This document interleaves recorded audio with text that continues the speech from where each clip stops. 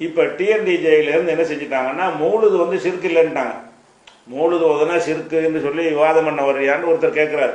இவங்க என்ன செய்கிறாங்க, அது பிதத்து, அது ரசூலுல்லாஹ் காலத்தில் உள்ள இல்லாத நடைமுறைன்னு நாங்கள் விவாதிக்க வருவோம், அதான் எங்கள் நிலைப்பாடு, அப்போ ஷிர்க்குங்கிற நிலைப்பாடு இல்லைன்ட்டாங்க. அவங்க கருத்து பிரகாரம் பார்த்தா கூட அந்த ஒன்று இருந்தால் கூட சொல்லக்கூடாதுன்னு ஆதாரம் இல்லாமல் சொல்கிறாங்க. ஆதாரம் இல்லாமல் சொன்னால் கூட இப்போ அதுவும் இப்போ அவுட் ஆகி போச்சு. அவங்க கருத்து பிரகாரம் வந்து அது ஷிர்க்கு இல்லை, மௌலுது வந்து ஒரு பிதத்து, ஒரு மார்க்கத்தில் வந்து இல்லாத ஒரு புதுமையாக உண்டாக்கிட்டாங்களே தவிர அல்லாவுக்கு இணை கற்பித்து நிரந்தர நரகத்துக்கு கொண்டு போகிற குற்றம் இல்லைங்கிற நிலைப்பாட்டுக்கு இவங்க வந்துட்டாங்க. நம்ம வரல, நம்ம அதை ஷிர்க்குன்னு தான் சொல்லுகிறோம். அந்த இந்த மௌலிது என்பது வந்து மார்க்கத்தில் இல்லாத பிதத்தான காரியம் அப்படிங்கிறத நாம குர்ஆன் ஹதீஸை பின்பற்றணும்னு சொன்னா நமக்கு பேர் தௌஹீதுன்னு சொல்லி நம்ம அந்த அடிப்படையில் மக்கள்கிட்ட சொல்லிக்கிட்டு இருக்கிறோம். அப்ப நம்ம தௌஹீத் ஜமாத்தின் சார்பாக அதை நம்ம சொல்லிக்கிட்டு இருக்கிறோம். மார்க்கத்தில் இல்லை அப்படின்னு சொல்லி எல்லா இடத்துலையும் ஃபுல்லா பரவலா எல்லா இடத்துலையும் சொல்லப்பட்டு இருக்கு. அப்ப அதை ஏற்றுக்கொண்டு வர்றவங்க என்ன செய்யறாங்கன்னா, நாங்க வந்து இருக்குது, ஆதாரம் இருக்குது அப்படின்னு சொல்லி சில விவாதங்கள் கூட வந்தாங்க. தமிழகம் முழுவதும் இலங்கையிலையும் நிறைய இடங்கள்ல மௌலுது ஓதிக்கிட்டு இருந்தாங்க. இப்ப எல்லா ஒரு 80% பள்ளிவாசலும் பெரும்பாலான இடங்கள்ல மௌலுது பெரிய இடங்கள்ல உள்ளவங்கெல்லாம் இழுத்து மூடிட்டாங்க. மௌலுது வந்து மார்க்கத்துல கிடையாது, நபிகள் நாயகம் ஸல்லல்லாஹு அலைஹி வஸல்லம் சொல்லல, இது பிதத்தான காரியம் அப்படின்னு சொல்லி முடிச்சிட்டாங்க. மௌலுது வந்து மார்க்கத்துல கிடையாது, நபிகள் நாயகம் ஸல்லல்லாஹு அலைஹி வஸல்லம் சொல்லல, இது பிதத்தான காரியம் அப்படின்னு சொல்லி முடிச்சிட்டாங்க. இப்போ டிஎன்டிஜேயிலேருந்து என்ன செஞ்சுட்டாங்கன்னா மௌலுது வந்து சிறுக்கு இல்லைன்ட்டாங்க. மௌலுது ஓதுனா சிறுக்குன்னு சொல்லி விவாதம் பண்ண வர்றியான்னு ஒருத்தர் கேட்குறாரு. இவங்க என்ன செய்கிறாங்க, அது பிதத்து, அது ரசூலுல்லாஹ் காலத்தில் உள்ள இல்லாத நடைமுறைன்னு நாங்கள் விவாதிக்க வருவோம், அதான் எங்கள் நிலைப்பாடு, அப்போ ஷிர்க்குங்கிற நிலைப்பாடு இல்லைன்ட்டாங்க. அவங்க கருத்து பிரகாரம் பார்த்தா கூட அந்த ஒன்று இருந்தால் கூட சொல்லக்கூடாதுன்னு ஆதாரம் இல்லாமல் சொல்கிறாங்க.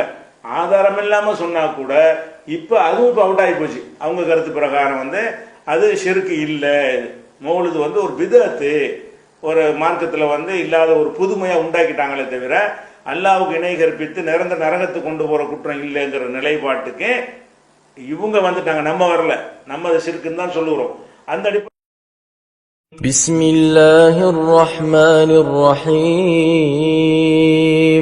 வல் அஸ்ர் இன்னல் இன்சான லஃபீ குஸ்ர் إلا الذين آمنوا وعملوا الصالحات وتواصوا بالحق وتواصوا بالصبر. அஸ்ஸலாமு அலைக்கும் பாய். நான் குவைத்திலேருந்து அப்துல் காதர் பேசுகிறேன் பாய். நான் ஒரு 5-6 வருஷமாக நான் தௌஹீத் ஜமாத்தில் உறுப்பினராக இருந்தேன். எங்கள் ஊர் அபிராமம், ராமநாதபுரம் மாவட்டம் அபிராமத்தில். ஆனால் அதுக்கு வந்து நீங்கள் அந்த ஜமாத்தை விட்டு வெளியே போன பிறகு இப்போ நான் அந்த ஜமாத்தில் நானும் அந்த ஜமாத்தில் வந்து நின்றுட்டேன்.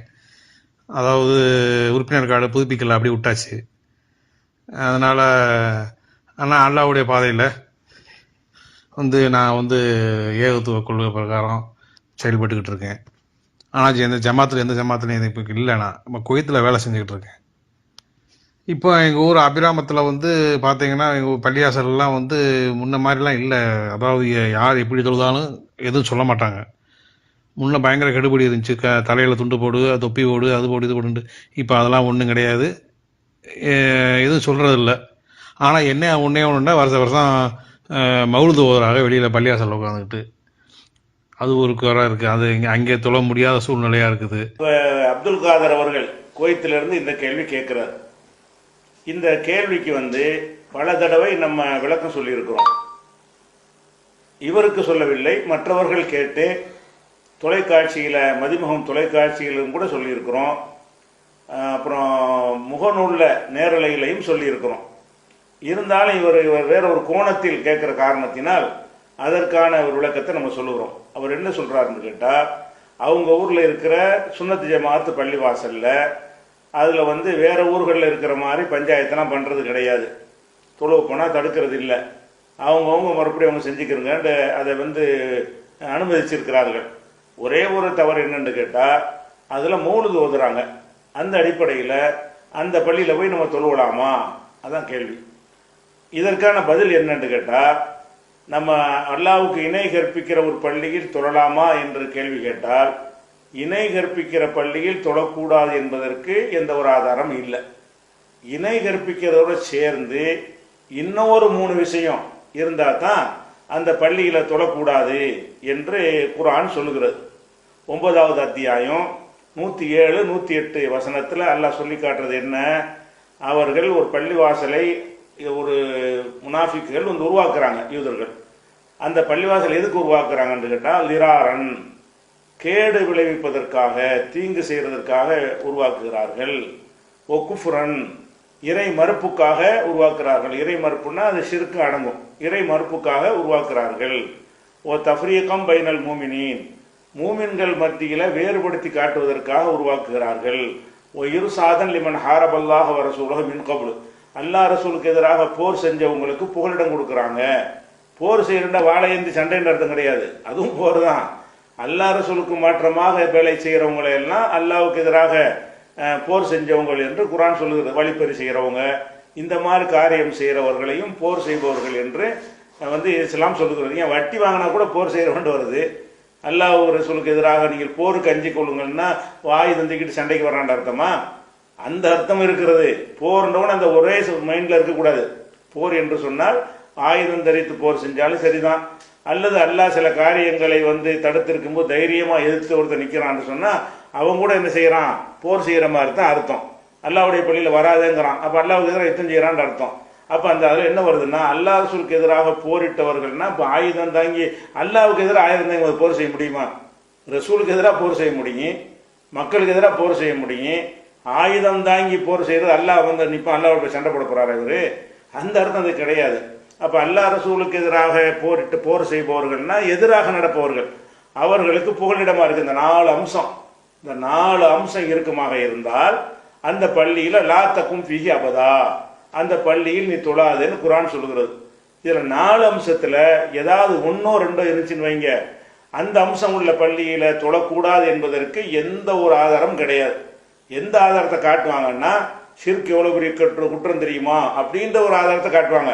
அது குற்றம் தான், யார் இல்லைங்கிறா? ஷிர்க் என்பது பயங்கரமான குற்றம், அதை செய்யக்கூடாது, தடுக்கணும், அதுக்கு எதிராக நம்ம களமிறங்கணும், அது தனி விஷயம். அந்த ஒரு செயலை செய்பவர்களை வந்து ஒரு பள்ளியில் நடக்குமானால் அந்த பள்ளியில் தொழக்கூடாதுன்னு ஒரு பள்ளிவாசலுக்கு ஜட்ஜ்மெண்ட் பண்றதா இருந்தா அதை வந்து அல்லாஹ் வந்து சொல்லி இருக்கணும், அல்லது ரசூல் சொல்லி இருக்கணும். அந்த அடிப்படையில் பார்க்கும் பொழுது நீங்க சொல்லக்கூடிய அந்த உங்க ஊர் பள்ளிவாசலை பொறுத்த வரைக்கும் அவங்க வந்து மௌலிது ஓதுறாங்க, அது ஷிர்க், அதனால ஓதுறாங்க, தப்பு, அது தவறு, அது கண்டிக்கத்தக்கது என்பதில் மாற்று கருத்து கிடையாது. அந்த பள்ளிவாசலை புறக்கணிக்கிற முடிவு எடுப்பதாக இருந்தால் அதோடு இன்னொரு 3 அம்சம் சேர்ந்து இருக்குதான்னு பார்க்கணும். அந்த இன்னொரு 3 அம்சம் சேர்ந்து இருந்தா தான் அந்த பள்ளிக்கு போகக்கூடாதுங்கன்னு. ஷிர்க் மட்டும் வைக்கிறாங்க, வேற மற்ற 3 அம்சங்கள் இல்லை. அப்படி இருக்குமானால் அந்த பள்ளியில தொழக்கூடாதுன்னு சொல்றாங்க, ஷிர்க் வைக்கக்கூடாதுங்கிற விஷயம் வேற. அப்படிங்கிறது தான் அந்த குர்ஆனை வச்சு தான் நம்ம சொல்றோம். குர்ஆன்ல இருக்கிறது இந்த கருத்து இருக்கும் பொழுது அது எப்படியோ இந்த இணை வைத்தால் தொழக்கூடாதுங்கிற ஒரு கருத்து நிலை பெற்று விட்டது. இணை வைத்தாலும் மேலும் 3 காரியங்கள் சேர்ந்து இருந்தாலும் தான் அதுல தொழக்கூடாது. அப்ப உங்க பள்ளிவாசல்ல போய் தொழுவுறதுக்கு வந்து எந்த ஒரு அப்ஜெக்ஷன் கிடையாது. நீங்க சொல்ற மாதிரி இருந்தா அவங்கள வந்து யாரையும் தடுக்கிறது இல்லை, பிரிச்சு பார்க்கறது இல்லை, அந்த மாதிரிலாம் ஒரு நல்ல ஜமாத்துக்கு நிறைய இருக்கிறாங்க. அந்த மாதிரி ஊர்களா இருக்குமானால் நீங்கள் தொழுது கொள்வதில் அதே பள்ளியில போய் என்ன செய்யலாம், நீங்கள் தொழுகலாம். இமாம் இணை கற்பிக்கிறாரா என்பதை பார்த்து கொள்ளணும். அவர் இணை கற்பிக்கலன்னா அவரை ஃபாலோ பண்ணி கூட தொழுகலாம். இணை கற்பிக்கிறாருன்னு சொன்னா ஜமாத்துல தொழுவாம நீங்க தனியா தொழுது கொள்வதற்கு எந்த ஒரு தடையும் கிடையாது. அதனால வந்து நீங்க அங்க போக முடியுமாங்கிற உறுத்தல் வச்சுக்கிட்டு வீட்டிலையோ வேற எங்கேயோ தொழணும்னு அவசியம் கிடையாது.